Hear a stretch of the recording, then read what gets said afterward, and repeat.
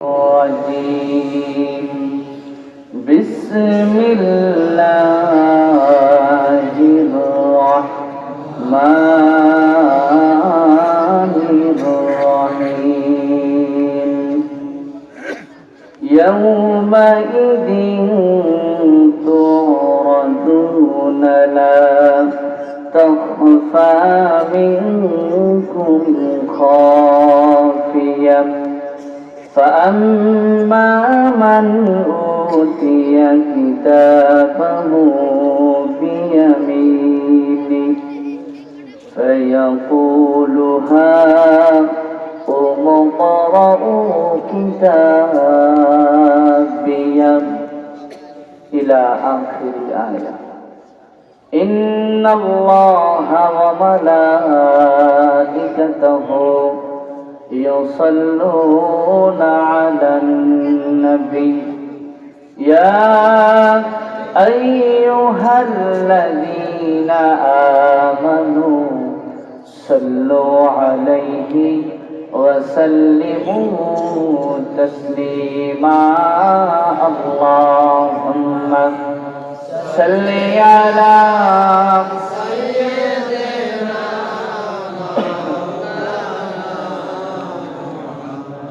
وعلى آله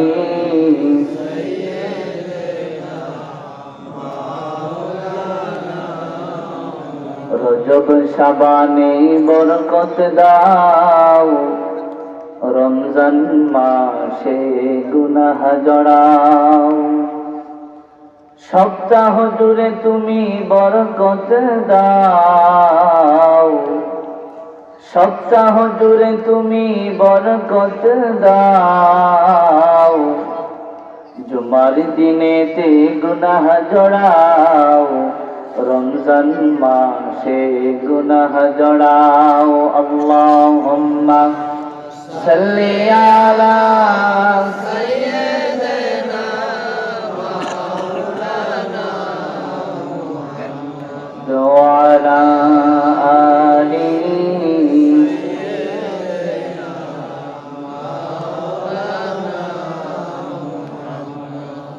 মুমিন তো কখনো মাথা নত করে না, হোক না সে বন্দী কারাগারে। মুমিন তো কখনো মাথা নত করে না, হোক না সে বন্দী কারাগারে। আল্লাহর ভালোবাসা যে পেয়েছে, রুখবে বলো তারে কেমন করে। মুমিন তো কখনো মাথা নত করে না, হোক না সে বন্দী কারাগারে। আলহামদুলিল্লাহ। ঐতিহ্যবাহী জেলা কুমিল্লা দাউদকান্দি থানার অন্তর্গত শিবপুর মোল্লাবাড়ি বাইতুল আমান জামে মসজিদের উদ্যোগে আজকে এই বার্ষিক তাফসীরুল কোরআন মাহফিলের স্বনামধন্য সভাপতি জনাব মোহাম্মদ খোকন মোল্লা সাহেব, আমার পূর্বে যিনি কথা বলেছেন, অত্যন্ত চমৎকার জ্ঞানগম্ভীর আলোচনা করেছেন, মাওলানা মোহাম্মদ মুজিবুর রহমান সাহেব, এবং আরো তাফসীর পেশ করেছেন হাফেজ মাওলানা মোহাম্মদ ইমরান হুসাইন সাহেব। এশারের নামাজের পরে কথা বলেছেন পীর সাহেব জনাব মোহাম্মদ আবু বকর সিদ্দিক আল কাসেম, বানিয়াপাড়া দরবার শরীফের পীর সাহেব হুজুর। এবং আজকে আরো উপস্থিত থাকার কথা আমার উস্তাদ আলহাজ হযরত মাওলানা খন্দকার আবুল বাশার পীর সাহেব হুজুর। যারা কথা বলেছে এবং আমরা যারা শুনছি, আল্লাহর কাছে আমরা সকলে ওয়ারাফা'না লাকা যিকরাক, সকলের সম্মান মর্যাদা কামনা করছি। আল্লাহ যেন বাড়িয়ে দেন, সকলে পড়েন আমিন। আল্লাহ সুবহানাহু ওয়া তাআলা আমাদেরকে এই পৃথিবীর ভিতরে যত মানুষ আছে, কিছু মানুষ আছে অসুস্থ, কিছু মানুষ পেরেশানিতে ঢাকা, আমাকে পেরেশানির মধ্যেও রাখলেন না, হসপিটালের বেডের ভিতরে শোয়া অবস্থায়ও রাখলেন না, সুস্থ অবস্থায় সুস্থ মস্তিষ্ক নিয়ে আল্লাহ সুবহানাহু ওয়া তাআলার কোরআন শোনার জন্য আমাদেরকে এখানে আসার এবং বসার তৌফিক যিনি দিলেন তিনি কে? আল্লাহ। আমি ভূমিকাতে দুইটা কথা বলেই সরাসরি কোরআনের ভিতরে প্রবেশ করব। আল্লাহর কাছে সেই তৌফিক কামনা করছি। ওমা তাওফিকি ইল্লা বিল্লাহ। কথা আমি যা বলবো তা হবে না, আল্লাহ যেটা চায় শুধু সেটাই হবে। পৃথিবীর কোনো মানুষ যদি কোনো কিছু করার ইচ্ছা পোষণ করে, আল্লাহ যদি সেই ইচ্ছাকে কবুল না করে, ওই মানুষটার কি কোনো ক্ষমতা আছে কিছু করার? কারো ক্ষমতা আছে রুখে দেয়ার? তাহলে আমরা সে আল্লাহর কাছে তৌফিক কামনা করি, আমরা সামনের দিকে অগ্রসর হচ্ছি। শুরুতে দুইটা প্রশ্ন রেখে আপনাদের কাছে সামনের দিকে অগ্রসর হব। এক নম্বর প্রশ্ন, গোটা পৃথিবীর দিকে একটু তাকায় দেখেন, প্রত্যেকটা জায়গায় আজকে অশান্তির দাবানলে ছেয়ে গেছে। পৃথিবীর কোথাও আজকে শান্তি আছে নাকি ভাই? রাতের বেলা কষ্ট করে মাহফিল থেকে মাহফিল শুনে যাওয়ার পরে আজকে সংসার করছেন 20 বছর 25 বছর অথবা 30 বছর, স্ত্রীকে ডাক দিয়ে বলবেন, স্ত্রী, প্রাণের স্ত্রী আমার পানি পিপাসা লাগছে, দয়া করে একটা গ্লাস পানি ঢেলে দাও। আপনার স্ত্রী আপনাকে উল্টো নসিহত করবে, পারলে একটু পানিটা ঢেলে খাও। শান্তি কি আছে ভাই? আপনার সন্তানকে আপনি বোঝানোর চেষ্টা করেন, বাবা এটা করো না, এটা করো না। আপনার সন্তান আপনাকে উল্টো নসিহত করে, বাবা তুমি কিছুই বুঝো না। আসলে কি আমি অবাস্তব বললাম নাকি? পৃথিবীর কোথাও আজকে শান্তি নাই। চতুর্দিকে মারামারি, হানাহানি, কাটাকাটি, জুলুম, নির্যাতন আর অত্যাচার দিয়ে ভরে গেছে গোটা দেশ। আপনি সেখানে মিটি মিটি আলোর মতো হারিকেন নিয়ে মিটি মিটি আলো নিয়ে শান্তি তালাশ করছেন। আসলে শান্তি যিনি দিতে পারেন তিনি কে? আল্লাহ। একটা গল্প বলি। একটা দোকানদার ছিল, যার দোকানে একটি কর্মচারী ছিল। কর্মচারীটার নাম ছিল ইসলাম। আমার কথা বুঝে থাকলে বলেন, কর্মচারীটার নাম কি তার? ইসলাম। ওই দোকানদারের একটি মেয়ে ছিল, যার নাম ছিল শান্তি। এখন ইসলাম আর শান্তি তলে তলে লাইন করছে। দোকানদার তাদের লাইনের খবরটা টের পেয়েছে। দোকানদার ইসলামকে ধরে বাঁধে আর গিরায় গিরায় মারে। শেষ পর্যন্ত ইসলামের চাকরিটাও দিল ক্যান্সেল করে। ইসলাম যখন কাঁদে, মনে মনে সিদ্ধান্ত নিয়েছে, মালিক তোমার মেয়ের সাথে লাইন করার কারণে আমার চাকরিটাও দিলে ক্যান্সেল করে, দেখি তোমার মেয়ে শান্তি ঘরের ভিতরে থাকে কেমন করে। আপনাদের শহীদনগর বাস স্ট্যান্ডে গিয়ে ফোন দিয়েছে, শান্তি তুমি কোথায়? বলে আছি তো ঘরের কোনায়। বলে সেখানে করো কি? চলো আমরা দুজনে অজানা কোনো গন্তব্যের উদ্দেশ্যে রওনা দিতে চাই। ইসলাম আর শান্তি মিলে চলে গেছে।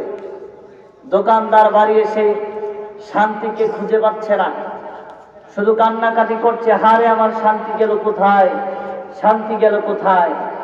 প্রতিবেশীরা এসে ডাক দিয়ে বলতেছে, দোকানদার তুমি শান্তিকে তালাশ করার আগে বলো তোমার দোকানে যে ছিল ইসলাম, সেই ইসলাম কোথায়? দোকানদার বলে, ওকে তো আগেই পিটিয়ে করে দিয়েছি বিদায়। চতুর্দিকের মানুষগুলো এবার বলতেছে, দোকানদার তুমি যেমন বোকা, তোমার ইমানের খাতায় লাগছে পোকা, তুমি এত কিছুর হিসাব বুঝো, এই সামান্য হিসেবটা তুমি বুঝো না। যেই জায়গায় ইসলাম থাকে না সেই জায়গায় শান্তিও থাকে না। কথা বলে না কেন? যেই জায়গায় ইসলাম থাকে না সেই জায়গায় শান্তিও থাকে না। আজকে ইসলাম আছে আমাদের টুপিতে, ইসলাম আছে আমাদের দাড়িতে, ইসলাম আছে আমাদের পাগড়িতে। আজকে সমাজ ব্যবস্থা ইসলাম চলে না, ঘরের ভিতর ইসলাম চলে না, ইউনিয়ন পরিষদ ইসলাম চলে না, গণভবন ইসলাম চলে না, মন্ত্রণালয় ইসলাম চলে না, সংসদ ভবন ইসলাম চলে না। মনে রাখতে হবে, যে রাষ্ট্রে যে ভূখণ্ডে কাজে কর্মে ইসলাম চলে না, ওই রাষ্ট্রে ওই ভূখণ্ডে শান্তি থাকার প্রশ্নই আসে না। এই সাধারণ কনসেপ্ট আমাদের মাথায় ঢুকানো লাগবে। আপনি ইসলামকে বিদায় করে দিয়ে শান্তি তালাশ করছেন, আপনাকে মনে রাখতে হবে যেই ভূখণ্ডের এরিয়ার ভিতরে ইসলাম অকেজু হয়ে যায়, ইসলাম চলে না, আপনি শত চেষ্টা করেও শান্তিকে আপনার ঘরের ভিতরে আনতে পারবেন না। 2 নম্বর প্রশ্ন, বাংলাদেশ স্বাধীন হয়েছে আজকে 53 বছর। এই 53 বছরে একটা দিনও কি পার হয়েছে যেই দিন বাংলাদেশের কোনো পত্র পত্রিকা কোনো মিডিয়ার ভিতরে আসে নাই যে আজকে কোনো একটা মেয়ের ইজ্জত লুণ্ঠন হয় নাই? এরকম কি কোনো খবর আপনারা পেয়েছেন? এমন কোন দিন কি হয়েছে যেই দিন অতিবাহিত হয়েছে একজন আরেকজনের নামে মিথ্যা মামলা দেয় নাই? এমন কি হয়েছে, এমন একটা দিনও কি পার হয়েছে যে কোনো একটা জনপদে, কোনো একটা জায়গায়, কোনো একটা রাস্তায় কোনো মানুষ নিরাপদে তার গন্তব্যস্থলে পৌঁছাতে পেরেছে? এরকম ঘটনা কি ঘটছে? আমরা আজও পর্যন্ত দেখি নাই। প্রত্যেকটা জায়গায় শুধুমাত্র ইসলাম না থাকার কারণে 53 বছর যারা রাষ্ট্র চালিয়েছেন, এরা কি হিন্দুর বাচ্চা ছিল না মুসলমানের বাচ্চা ছিল? একজনও কি হিন্দু ছিল? সবাই মুসলিম ছিল। আচ্ছা, সবাই যদি মুসলিম থাকে তাহলে এই দেশটা তো কোরআন দিয়ে পরিচালনা করার কথা ছিল, ঠিক না? কিন্তু স্বাধীন হয়েছে 1971 সনে, বর্তমানে চললে 2025 সাল। 2025 সাল পর্যন্ত আজকের একটা দিনও কি কোরআন দিয়ে বাংলার পার্লামেন্ট চলেছে? কথা বলেন না কেন? চলেছে। যেহেতু বাংলাদেশের পার্লামেন্টে আল কোরআন দিয়ে একটা বারের জন্য আইন পাস হয় নাই, একটা বারের জন্য চলে নাই। যদি কোরআন সংসদে যেত, বিশ্বাস করেন আল্লাহি, আল্লাহর কসম, আল্লাহর কসম, এই দেশে মারামারি থাকতো না, হানাহানি থাকতো না, খুনখারাবি থাকতো না, মাদক থাকতো না, জেল থাকতো না, জুলুম থাকতো না, জরিমানা থাকতো না।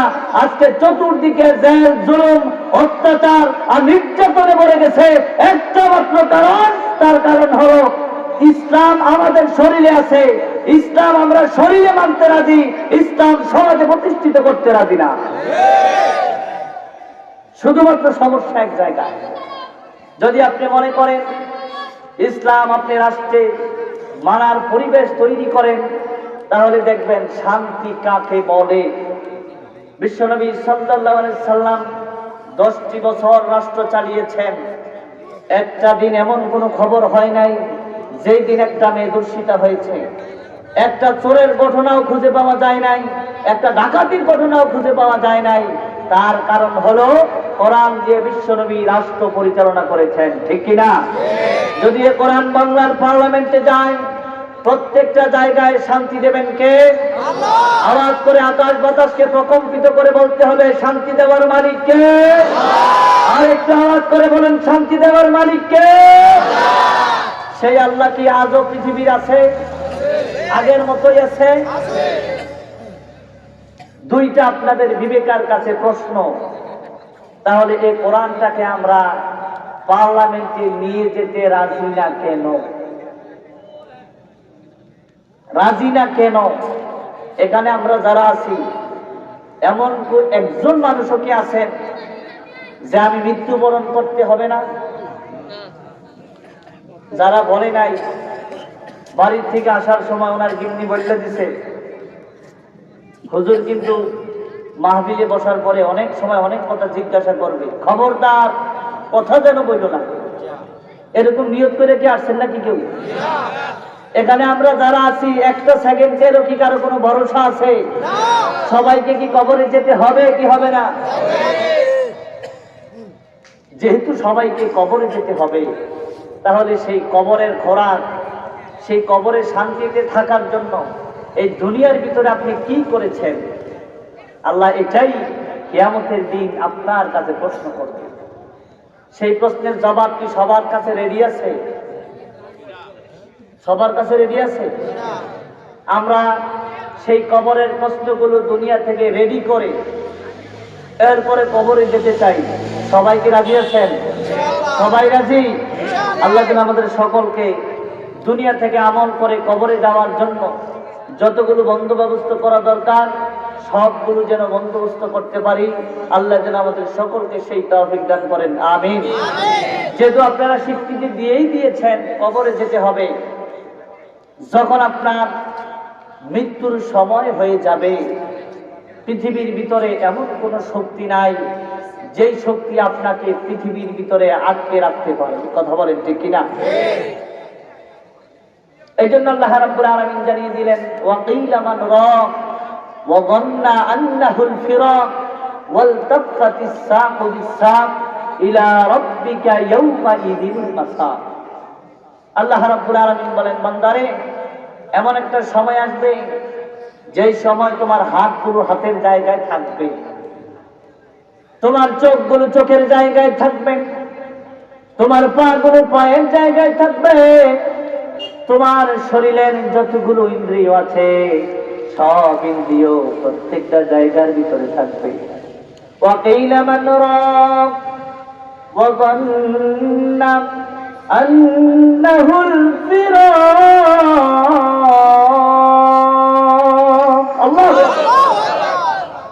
আল্লাহ বলেন, বান্দারে, তোমার হাত হাতের জায়গায় থাকবে, পা পায়ের জায়গায় থাকবে, চোখ চোখের জায়গায় থাকবে, তোমার স্ত্রী তোমাকে স্বামী স্বামী বলে ডাক দেবে, তোমার কান পর্যন্ত কথাটা পৌঁছাবে না। তোমার সন্তান তোমাকে ডাক দেবে হাত ধরার জন্য, কিন্তু ওই হাত থাকবে, ধরার কোনো ক্ষমতা ওই দিন থাকবে না। তোমার কানগুলো থাকবে, শোনার কোনো ক্ষমতা তোমার থাকবে না। তোমার পা গুলো থাকবে, পা দিয়ে চলাচল করার মতো কোনো ক্ষমতা সেই দিন থাকবে না। আল্লাহ রাব্বুল আলামিনের জন্য জানিয়ে দিলেন, বান্দারে, ওয়াকিলা মান রাক ওয়া যান্না আন্নাহুল ফিরাক ওয়ালতাফাতিস সাকু বিস-সাক ইলা রাব্বিকা ইয়াওমা ইযিল মাসাক ফালা সাদ্দাকা ওয়ালা صلى ولكن كذب وتولى ثم ذهب إلى أهله يتمطى। الله أكبر। আল্লাহ জানিয়ে দিলেন, বান্দারে, শরীরের সব অঙ্গ প্রত্যঙ্গগুলো থাকবে, কিন্তু ওই সময় কোনো কাজে তোমার আসবে না। তোমার সন্তানগুলো বাবা বাবা বলে চিৎকার করবে, স্ত্রী স্বামী স্বামী বলে কান্না করবে, ভাইগুলো ভাই বলে চিৎকার করবে, কিন্তু হাত থাকবে, হাত নাড়ানোর ক্ষমতা থাকবে না। চোখ থাকবে, দেখার ক্ষমতা হারিয়ে ফেলবা। ব্রেন থাকবে, ব্রেনটা অকিছু করে দেবেন কে? আওয়াজ করে বলুন কে? এই জন্য আল্লাহ জানিয়ে দিলেন, বান্দারে, ওই কবরে যাওয়ার আগে কবরের সামানগুলো ঠিক করে নাও।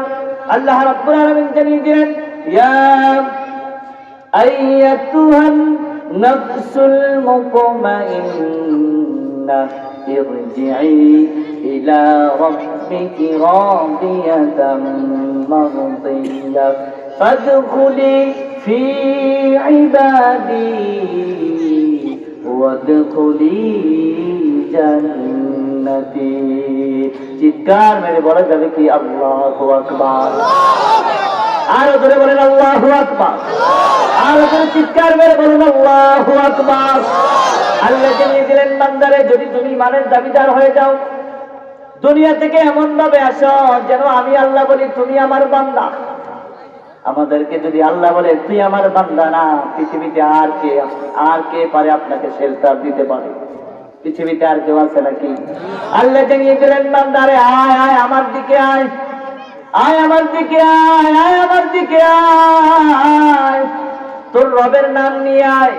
কাফেরের মতো আসিস না, খ্রিস্টানের মতো আসিস না, মুশরিকের মতো আসিস না, ইসলামের বিরুদ্ধে স্লোগান দিয়ে তুই আমার কবরের ভিতরে আসিস না, ঠিক কি না? এই জন্য আল্লাহ জানিয়ে দিলেন বান্দারে ইয়া আইয়াতুহান নাফসুল মুতমাইন্না ইরজিই ইলা রাব্বিকি রাদিয়াতাম মারদিয়া ফাদখুলি ফি ইবাদি ওয়াদখুলি জান্নাতি। আল্লাহু আকবার। আল্লাহ বলেন বান্দারে আয় আয় আমার দিকে আয়। দুনিয়ার ভিতরে সব সময় চলেছিস আমার বান্দা হিসাবে। ওয়া ইবাদুর রহমানিল্লাযীনা ইয়ামশুনা আলাল আরদি হাওনা। দুনিয়ার ভিতরে সব সময় আমার বান্দা ছিলি তুই, সব সময় ভালো কাজ করছো, সব সময় দিন কায়েমের জন্য লড়াই করেছ, সব সময় কিয়ামতের দিনের জন্য আঞ্জাম দিয়েছ। আজকে আয় তুই আমার দিকে আয়, আয় আমার দিকে আয়, তোর জন্য ওই যে আমি আল্লাহর জান্নাতগুলো অপেক্ষা করছে। আয় আমার দিকে আয় আর আমার জান্নাতে তুই চলে যা। সুবহানাল্লাহ। আমাদেরকে জান্নাতে যাওয়ার জন্য ট্রেনিং দিয়েছে কে? আওয়াজ করে বলুন কে? সেই জান্নাতে কি সবাই যেতে রাজি আছেন? সবাই জান্নাতে কি যেতে রাজি আছেন? আল্লাহ যেন আমাদের সবাইকে একসাথে জান্নাতে থাকার তৌফিক দেন। সকলে বলে রাজি। আমরা তেলাওয়াত করেছিলাম সূরাতুল হাক্কা, দুইটা আয়াত তেলাওয়াত করেছি ধারাবাহিকভাবে। সেই আয়াত থেকে তাফসীর করার চেষ্টা করব ইনশাআল্লাহ। আল্লাহ রাব্বুল আলামিন আমাদেরকে জানিয়ে দিচ্ছেন ইয়াউমা ইদিন তুরাদুনা লা তাখফা মিনকুম খাফিয়া। আল্লাহ বলেন বান্দারে কিয়ামতের দিবসে তোমাদের সবাইকে একসাথে একত্রিত করা হবে। ওই দিন কোনো কিছু তোমাদের কাছ থেকে গোপন করা হবে না। আপনি দুনিয়ার আসার সময় থেকে শুরু করে মৃত্যুর পথযাত্রী হওয়ার আগ পর্যন্ত প্রত্যেকটা সেকেন্ডের হিসাব ফেরেশতাগুলোকে দায়িত্ব যিনি দিলেন কে? আল্লাহ। আল্লাহ দিয়ে দিয়েছেন। কিরামান কাতিবিনা ইয়ালামুনা মা তাফআলুন। সম্মানিত দুইজন লেখক আছে, ওই লেখকগুলো আপনি ভালো করেন চাই খারাপ করেন প্রতিনিয়ত লিখতেছে।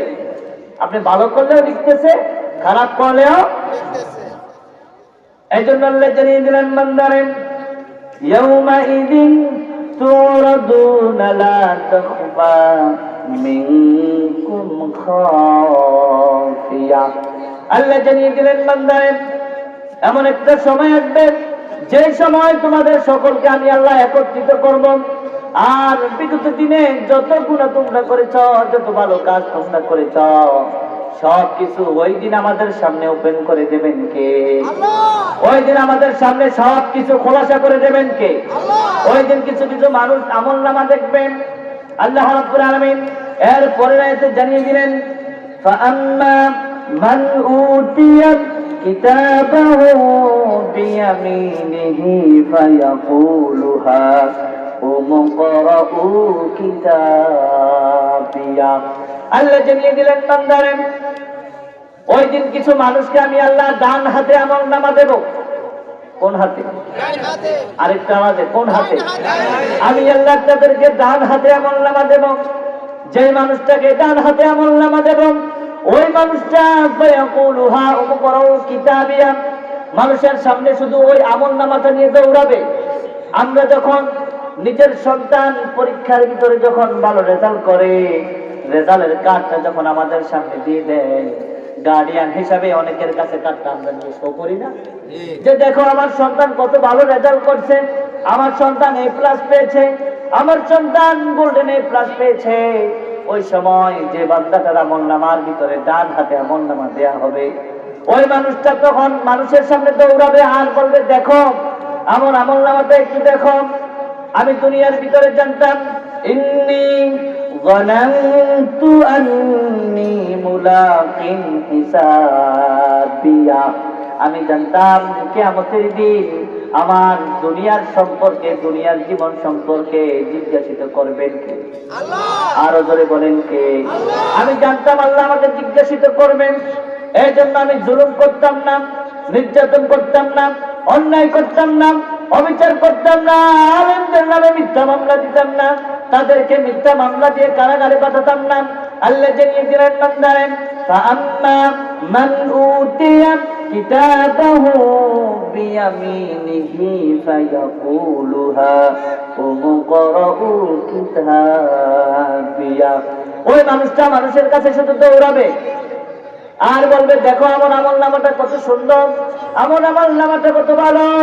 দুনিয়ার ভিতরে আমি সব সময় ভালো কাজ করতাম, দিন কায়েমের পক্ষে কাজ করতাম, একামতের দিনের জন্য লড়াই করতাম, কোরআনের জন্য ঘর ছাড়া হয়েছে, কোরআনের জন্য বাড়ি ছাড়া হয়েছি, কোরআনের জন্য আমি কত জুলুম নির্যাতন সহ্য করেছি।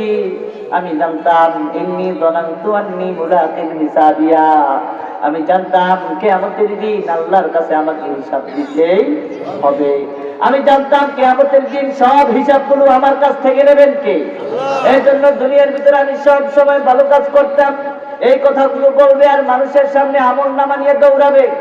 ওই আমল নামা দেখার পরে পৃথিবীর ভিতরে যে মানুষগুলো ওই মানুষটার সাথে চলেছে